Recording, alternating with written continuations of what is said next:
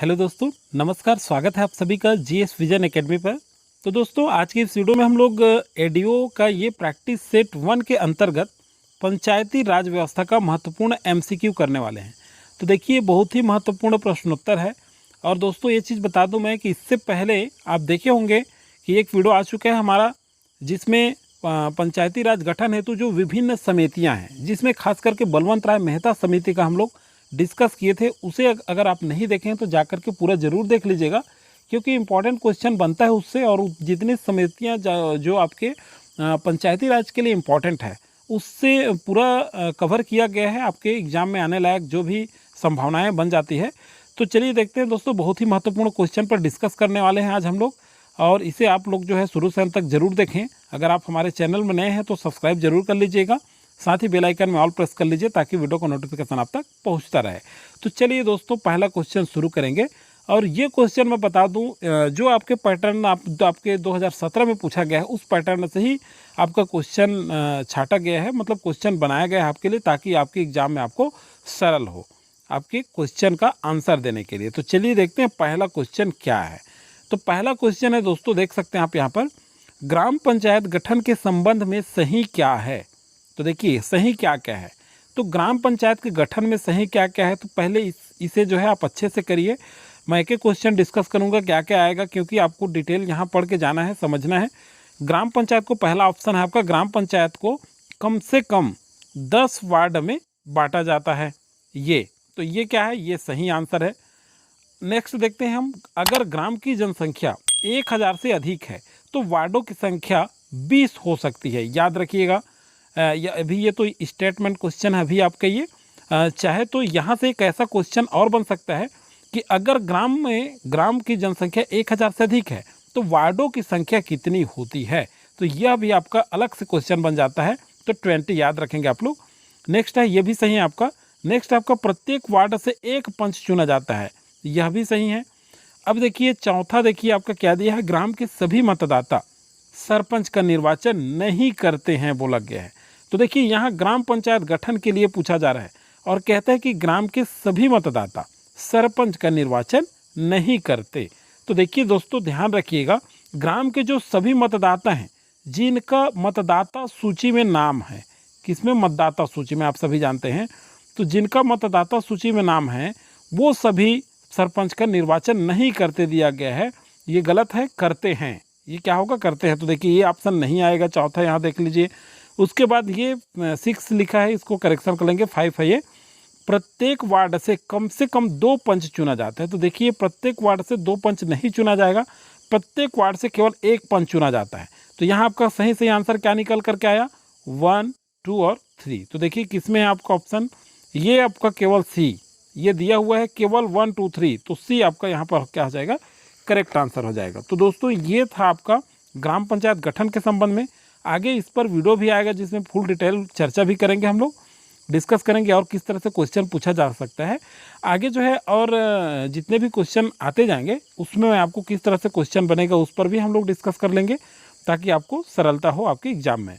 चलिए, next question है आपका, यदि कोई ग्राम पंचायत का सरपंच अनुसूचित जाति, अनुसूचित जनजाति और पिछड़ा वर्ग का नहीं है, तब की स्थिति में उप सरपंच होगा।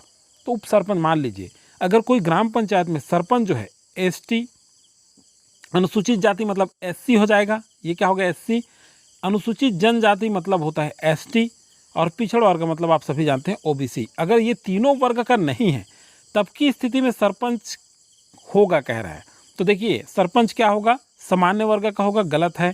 अब देखिए नेक्स्ट, देखिए केवल पिछड़ा वर्ग से निर्वाचित किया जाएगा, यह भी गलत है। केवल पिछड़ा वर्ग से निर्वाचित नहीं किया जाएगा, केवल लिख दिया है, ध्यान रखिएगा ऑप्शन में आप लोग। केवल अनुसूचित जनजाति वर्ग से निर्वाचित किया जाएगा, यह भी नहीं हो सकता। नेक्स्ट है आपका, अनुसूचित जाति, अनुसूचित जनजाति या पिछड़ा वर्ग के पंचों से निर्वाचित किया जाएगा। तो देखिए, ध्यान रखिएगा दोस्तों, बहुत ही इंपॉर्टेंट क्वेश्चन है, ये पूछे जाने की संभावना बन सकती है। इसी तरह से मैं क्वेश्चन बनाया हूँ आपके लिए, ताकि आपके एग्जाम में बिल्कुल सरल हो। चलिए देखिए, इस तरह से क्वेश्चन पूछा जा सके, इतना इंपॉर्टेंट क्वेश्चन निकाला गया है इस तरह से आपके लिए। तो आप देख सकते हैं, यदि कोई ग्राम पंचायत का सरपंच ये तीनों वर्ग से, एससी, एसटी, ओबीसी वर्ग से नहीं है, तब की स्थिति में जो उप सरपंच होगा, ध्यान रखिएगा आप लोग, ये क्या होगा दोस्तों, SC ST और OBC वर्ग के जो पंच होंगे इससे निर्वाचित किया जाएगा। कौन, उप सरपंच। ध्यान रखिएगा, बहुत ही इंपॉर्टेंट क्वेश्चन है ये। चलिए नेक्स्ट क्वेश्चन है आपका, ये तो रहा आपका कुछ स्टेटमेंट क्वेश्चन भी बहुत ज़्यादा पूछा गया है 2017 का। अगर हम लोग क्वेश्चन पेपर का एडीओ का एनालिसिस करें तो उसमें ज़्यादा पूछा गया, तो उसी तरह से क्वेश्चन भी आपका बना हुआ है। चलिए नेक्स्ट है आपका, ग्राम सभा के सम्मेलन की अध्यक्षता में अगर सरपंच और उप सरपंच दोनों अनुपस्थित है तब इसकी अध्यक्षता कौन करेगा। देखिए, जनपद पंचायत का अध्यक्ष करेगा, ये नहीं है। जिला पंचायत का अध्यक्ष ये भी नहीं करेगा। सम्मेलन में उपस्थित सदस्यों के बहुमत से, ध्यान रखिएगा, सम्मेलन में उपस्थित सदस्यों के बहुमत से अध्यक्ष का निर्वाचन किया जाएगा। ये आपका करेक्ट आंसर है। तो देखिए, सम्मेलन में जो सदस्य उपस्थित रहेंगे उनके बहुमत से अध्यक्ष का क्या किया जाएगा, निर्वाचन किया जाएगा। अगर ग्राम सभा के सम्मेलन में सरपंच और उप सरपंच अगर दोनों नहीं रहते हैं तब की स्थिति में सम्मेलन में उपस्थित जितने भी सदस्य होंगे उनमें से क्या किया जाएगा, बहुमत से अध्यक्ष का निर्वाचन किया जाएगा।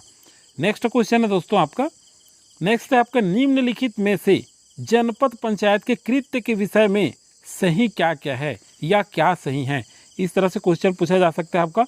तो देखिए, पढ़िए, सबको हमको एक एक पॉइंट पढ़ना पड़ेगा यहाँ पर, तभी समझ में आएगा। देखिए, सार्वजनिक नौ घाटों का प्रबंध करना। तो देखिए, जनपद पंचायत के जो कृत्य है, अब देखिए त्रिस्तरीय पंचायती राज है। आप जानते हैं छत्तीसगढ़ में त्रिस्तरीय पंचायती राज किसने सिफारिश किया था, बलवंत राय मेहता समिति ने। तो देखिए, आंसर बताने से पहले इसे भी आपको याद होना चाहिए। जब भी जनपद पंचायत का बात आता है तो डिटेल करके पढ़िए। 1957 में बलवंत राय मेहता ने सुझाव दिया था और ये जो है 1958 में आप जो है राष्ट्रीय विकास परिषद ने इसे स्वीकृति दी थी। तो याद रखिएगा, ये दोनों इंपॉर्टेंट है, 1957 और ये जो बलवंत राय मेहता समिति है ये त्रिस्तरीय पंचायती राज की बात करते हैं। कितने, त्रिस्तरीय। तो देखिए, त्रिस्तरीय पंचायती राज की बात करते हैं। अब देखते हैं यहाँ पे त्रिस्तरीय में ग्राम पंचायत की, और आपके ब्लॉक में जनपद पंचायत, अपने छत्तीसगढ़ में देखें हम लोग तो, और अगर हम लोग देखते हैं जिला में तो जिला पंचायत। तो त्रिस्तरीय पंचायती राज है कहाँ, हमारे छत्तीसगढ़ राज्य में। तो देखिए, ये जो जनपद पंचायत है उसमें से, तो इसके क्या कृत्य हैं, तो इसके कृत्य के विषय में सही क्या है। तो देखिए, सार्वजनिक नौ घाटों का प्रबंध करना सही है, ये करेक्ट आंसर आ जाएगा यहाँ पर आपका। नेक्स्ट है आपका, एकीकृत ग्रामीण विकास, यह भी जो है जनपद पंचायत के कृत्य हैं। और पशुपालन और मत्स्य पालन, यह भी क्या है, जनपद पंचायत के कृत्य हैं। अब देखिए, ग्राम मार्गों और सार्वजनिक स्थानों पर प्रकाश व्यवस्था करना, ये आपके ग्राम पंचायत के कार्य हैं। ध्यान रखिएगा, आप लोग भूलना नहीं है, याद रखते चलिएगा आप लोग। इसीलिए देखिए, दो तरह के ऑप्शन हैं यहाँ पर और ऐसा ही आएगा। आपको एग्जाम में कैसे पूछेगा, किस तरह से क्वेश्चन बन सकता है। एक तो पूछ सकता है कि ग्राम पंचायत के कौन कौन से कृत्य हैं, जिसमें आपके ग्राम पंचायत के कृत्य देंगे और कुछ जो है जनपद के देंगे, तो आपको कन्फ्यूज नहीं होता। यहाँ पर ये जो ग्राम मार्गों और सार्वजनिक स्थानों पर प्रकाश व्यवस्था करना, ये किसका है, ग्राम पंचायत का कार्य है। और सार्वजनिक कुओं का निर्माण करना, यह भी क्या है, आपके ग्राम पंचायत के कार्य हैं। तो देखिए 1 2 3, तो केवल सी 1 2 3 ये आपके क्या हो जाएंगे, करेक्ट आंसर हो जाएंगे। आगे जो है अगला वीडियो में हम लोग जो है डिटेल देखते चलेंगे ग्राम पंचायत के कार्य और जनपद और जिला पंचायत के कार्य, और इसके अध्यक्ष, उपाध्यक्ष, सरपंच और उप सरपंच के प्रति कैसे अविश्वास लाया जाता है, वह भी बहुत ज़्यादा इंपॉर्टेंट है। तो फिलहाल चलिए देखते हैं क्वेश्चन क्या है आपका आगे। अगर किसी ग्राम पंचायत में सरपंच का पद रिक्त है तब की स्थिति में ग्राम पंचायत का विशेष सम्मेलन कौन बुलाता है। ध्यान रखिएगा, ग्राम पंचायत में कह रहे हैं सरपंच का पद अगर रिक्त है तब की स्थिति में ग्राम पंचायत का विशेष सम्मेलन कह रहे हैं। ध्यान रखिएगा, विशेष सम्मेलन कौन बुलाता है, बहुत इंपॉर्टेंट क्वेश्चन है। तो देखिए, ग्राम पंचायत का वरिष्ठ पंच ये तो नहीं बुलाएगा, ग्राम पंचायत का उप सरपंच यह भी नहीं होगा, ग्राम पंचायत का सचिव। तो ग्राम पंचायत का सचिव जो है, अगर सरपंच का पद रिक्त है, अगर सरपंच का पद रिक्त है और विशेष सम्मेलन की बात आती है तो विशेष सम्मेलन कौन बुलाते हैं, सचिव बुलाते हैं। ध्यान रखिएगा आप लोग। नेक्स्ट क्वेश्चन है आपका, अगर जिला पंचायत अध्यक्ष के विरुद्ध अविश्वास प्रस्ताव पारित हो जाता है तो इस संबंध में अंतिम निर्णय किसका होता है। ध्यान रखिएगा, अगर जिला पंचायत में अध्यक्ष के विरुद्ध अविश्वास प्रस्ताव आ जाता है तो अंतिम निर्णय किसका होता है, बहुत इंपॉर्टेंट है। अनुविभागीय अधिकारी, यह भी नहीं आएगा। संचालक पंचायत का होता है, तो बी आपका करेक्ट आंसर होगा। यहाँ पर ध्यान रखिएगा, अविश्वास प्रस्ताव जब जिला पंचायत के अध्यक्ष के विरुद्ध होता है, पारित मतलब अविश्वास प्रस्ताव पारित हो जाता है तो अंतिम निर्णय तो संचालक पंचायत को होता है। और ध्यान रखिएगा, अविश्वास प्रस्ताव को संचालक पंचायत की यही जो संचालक पंचायत हैं इनके समक्ष चुनौती दी जाती है। ध्यान रखिएगा कि इनके समक्ष चुनौती दी जाती है, तो ये जो संचालक पंचायत हैं इन्हीं के समक्ष चुनौती भी दी जाती है। ध्यान रखिएगा, तो दोनों चीज़ क्या है आपके इंपॉर्टेंट बन जाते हैं यहाँ से। चलिए नेक्स्ट है आपका, जिला पंचायत के पदधारी किस तिथि से 5 वर्ष के लिए पद धारित करते हैं। तो दोस्तों अगर वीडियो आपको अच्छा लगता है, क्वेश्चन आपको अच्छा लगता है तो लाइक करना बिल्कुल नहीं भूलिएगा, अधिक से अधिक लोगों को शेयर जरूर कर दीजिएगा अगर आपको वीडियो अच्छा लगे। चलिए देखते हैं जिला पंचायत के पदधारी किस तिथि से 5 वर्ष के लिए पद धारित करते हैं। तो दोस्तों इंपॉर्टेंट है, ये चुनाव के तुरंत बाद नहीं होगा, निर्वाचन के 1 महीने बाद नहीं होगा, उपरोक्त दोनों ये भी नहीं आएगा, तो सीधा सीधा इसका आंसर है पंचायत के प्रथम सम्मेलन से। अब ध्यान रखिएगा, अगर ये क्वेश्चन आपको जिला पंचायत के पदधारी पूछ रहा है, अगर पूछता है कि ग्राम पंचायत के पदधारी या ग्राम पंचायत में सरपंच अगर बनता है तो किस तिथि से उसका कार्यकाल गिना जाएगा इन लोग का, तो अगर ग्राम पंचायत भी आता है तो भी उसी तिथि से, कब पंचायत का जब प्रथम सम्मेलन होता है उसी तिथि से गणना किया जाता है। बहुत ही इंपॉर्टेंट क्वेश्चन है ये। नेक्स्ट है आपका, नगर पालिका के किसी पार्षद को पद से हटाने के विषय में सही कथन है। तो देखिए स्टेटमेंट क्वेश्चन बहुत ज़्यादा पूछा गया है। तो देखिए देखते हैं, नगर पालिका के किसी पार्षद को पद से अगर हटाना है तो उसके विषय में सही कथन क्या है, यदि वह आरक्षित वर्ग का नहीं है जिसके लिए स्थान आरक्षित रखा गया था। तो ध्यान रखिएगा, ये क्या हो जाएगा आपका, सही हो जाएगा। अगर आरक्षित वर्ग का नहीं है, यदि वह आरक्षित वर्ग का नहीं है मतलब SC ST OBC वर्ग का नहीं है तो उसके लिए स्थान आरक्षित रखा गया था, ये आ जाएगा। अगर हटाना है तो हटाने के संबंध में। नेक्स्ट है, पार्षद विधि व्यवसायी होते हुए भी परिषद के विरुद्ध अगर कार्य करता है तब की स्थिति में उसको पद से हटाया जा सकता है। तो सेकंड भी सही है। थर्ड क्या है आपका, यदि पार्षद के रूप में बने रहना लोकहित में वांछनीय नहीं है, सही है, तो यह भी स्थिति है तो पद से हटाया जा सकता है। नेक्स्ट है, यदि परिषद के पार्षदों की कुल संख्या कम से कम 2/3 अनुशंसा नहीं की गई है, अगर अनुशंसा कर दिया जाता तो ये भी ऑप्शन आ जाता, नहीं लिखा है तो ये नहीं आएगा। तो 1 2 3 कौन सा है आपका ऑप्शन सही यहाँ पर, 1 2 3, तो 8 का ये ए ऑप्शन आपका सही आ जाएगा, 1 2 3 करेक्ट आंसर है ए।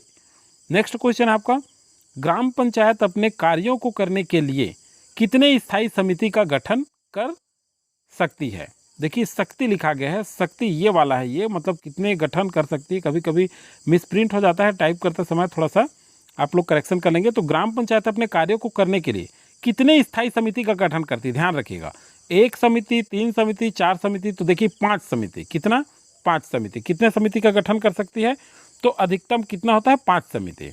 अब इसका समिति का डिटेल अगला वीडियो में हम लोग देखेंगे। नेक्स्ट है आपका, किसी गांव के समूह को ग्राम के रूप में विनिर्दिष्ट करने की अनुशंसा, ध्यान रखिएगा, किसी गांव के समूह को ग्राम के रूप में विनिर्दिष्ट करने की अधिसूचना कौन जारी करता है। तो देखिए इंपॉर्टेंट क्वेश्चन है, कौन अधिसूचना जारी करता है ग्राम के रूप में विनिर्दिष्ट करने के लिए, तो इसका करेक्ट आंसर हो जाएगा आपका राज्यपाल। कौन अधिसूचना जारी करता है, राज्यपाल अधिसूचना जारी करते हैं, ध्यान रखिएगा, बहुत ही महत्वपूर्ण है। और राज्यपाल लोक अधिसूचना के द्वारा, किसके द्वारा, लोक अधिसूचना के द्वारा, लोक अधिसूचना के द्वारा जो है किसी ग्राम को, ध्यान रखेंगे आप लोग, बहुत ही इंपॉर्टेंट है, किसी ग्राम के रूप में विनिर्दिष्ट करने की अधिसूचना जारी करते हैं, कौन, राज्यपाल। तो दोस्तों वीडियो लगातार जारी रहेगा, बीच बीच में थोड़ा सा गैप हो रहा था। अगला जो है आपका MCQ भी आएगा और मैं कोशिश करूँगा कि आपको थोड़ा सा बोर्ड में भी बताया जाए कि ताकि आपसे डिस्कस करें, हम डिस्कस करें ताकि आपका एग्ज़ाम के लिए पहले से ही प्रिपेयर हो जाए।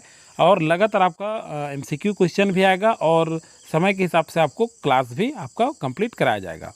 तब तक के लिए थैंक यू, मिलते हैं नेक्स्ट वीडियो में। जय हिंद, जय भारत।